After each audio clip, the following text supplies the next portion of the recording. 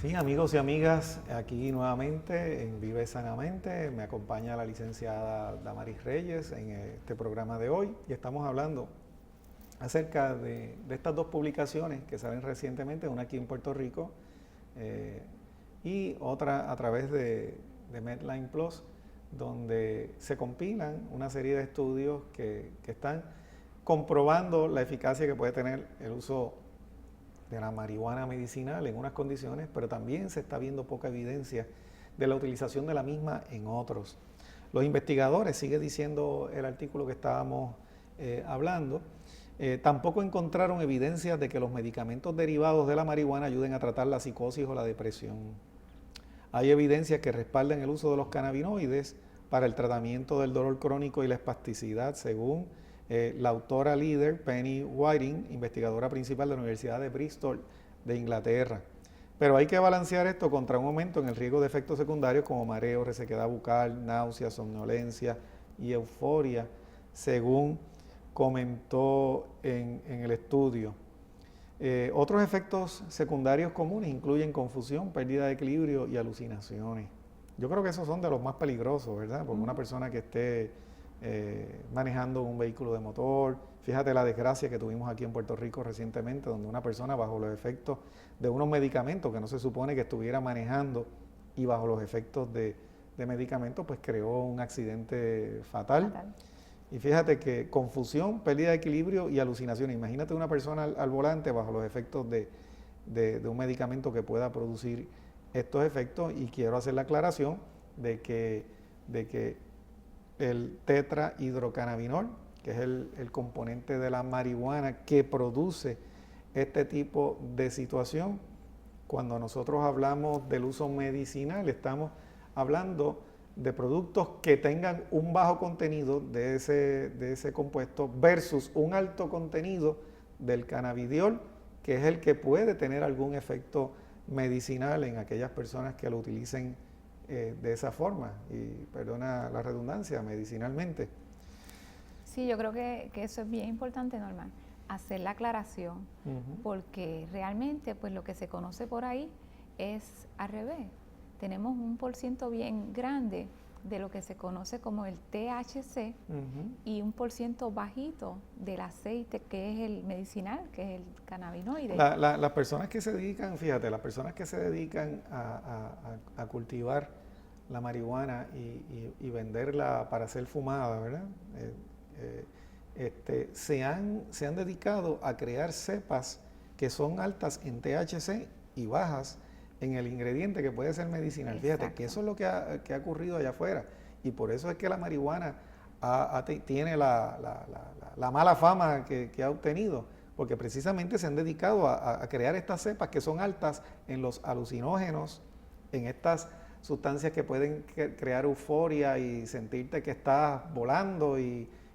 prácticamente alteran muchos de los factores de la personalidad de un individuo versus los medicinales. Y ahí es donde yo veo el problema, Damaris y amigos televidentes y radioyentes, en cómo las autoridades van a poder diferenciar qué tipo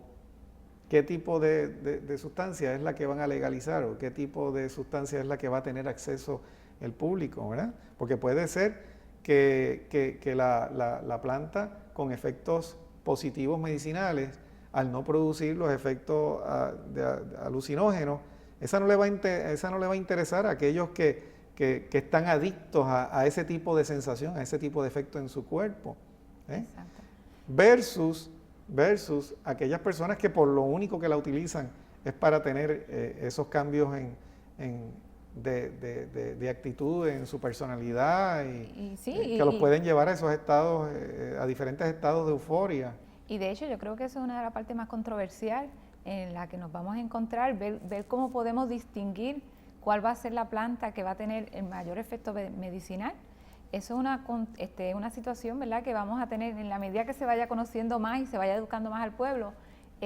Tenemos que entonces ver de qué manera esto se va a ir aclarando. Y yo creo, fíjate, a mí lo que me preocupa es que nosotros hemos hablado, uno que ha indagado en este tipo de información, pues uno tiene claro las diferencias que hay entre el contenido de THC y de CBD Y en los centros, por ejemplo, donde está legalizada y se distribuye en uso medicinal, en Estados Unidos y tienen clasificadas, las tienen clasificadas por los diferentes componentes.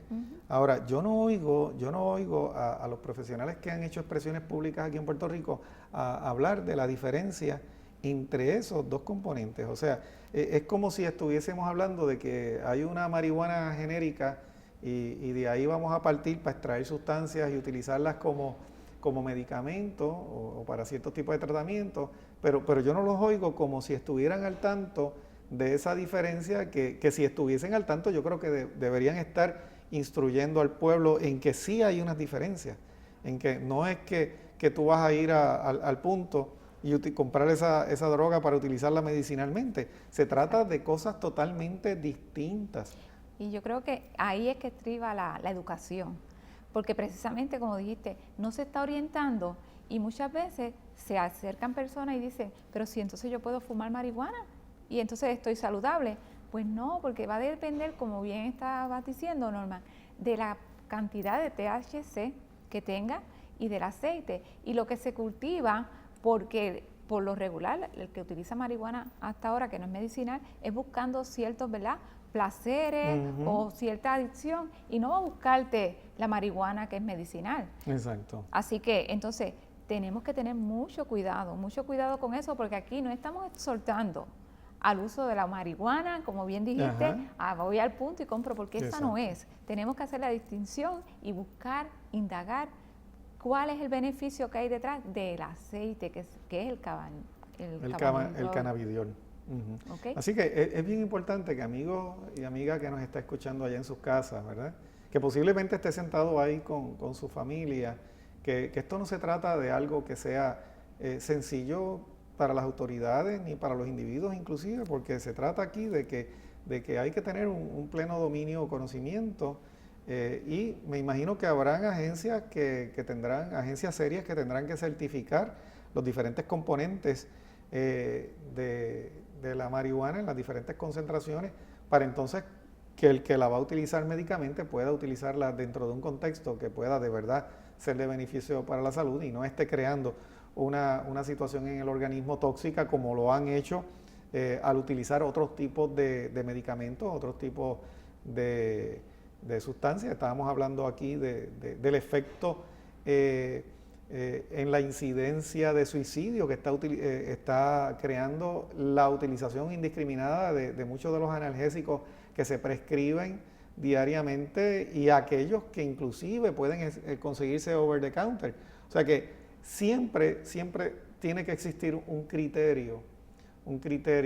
dentro de unos principios bioéticos que lo lleven a usted a poder tomar unas decisiones donde no necesariamente vamos a poder depender exclusivamente de las autoridades en salud pública al decidir. O sea que usted y yo tenemos que estar bien pendientes de esos aspectos, y por eso es que traemos este programa como un medio para educarles y hacer conciencia de que hay que investigar a fondo en el momento en que esto se dé para saber qué tipo de sustancias son las que van a estar accesibles a nosotros, y sobre todo si en algo puede contribuir a aquellos investigadores, a aquellos funcionarios en los que están las decisiones de la salud de nuestro pueblo, que puedan estar conscientes de que hay unas diferencias, porque muchas veces estos funcionarios se dejan llevar de información que les proveen sus asesores, y quizás muchas veces no tengan todos los elementos de criterio para tomar las mejores decisiones. Así que mi llamado es que se pueda establecer de forma educativa las diferencias que pueden haber. Y fíjate, en Suiza, siguiendo el artículo que estábamos compartiendo, la Oficina Federal Suiza de Salud Pública comisionó al equipo de investigación para llevar a cabo, fíjate, una revisión sistemática sobre la efectividad de los productos de marihuana médica.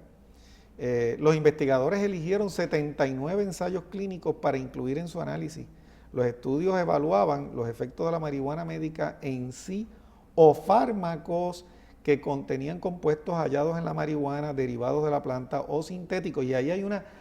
una diferencia bien grande, Tamari.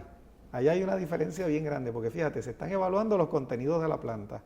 Se están evaluando el contenido de esas sustancias de la planta en fármacos y también la posibilidad y el efecto que puedan tener en los derivados o sintéticos, que son, óyame, son cosas totalmente distintas.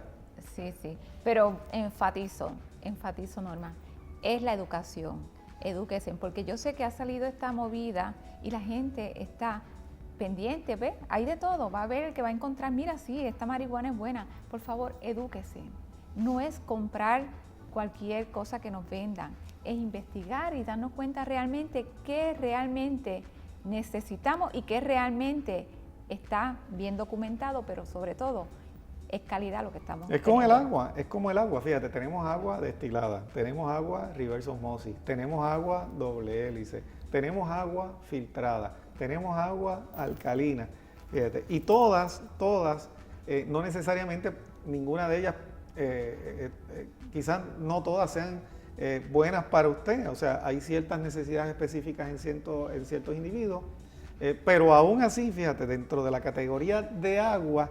todas en un momento dado pueden ser utilizadas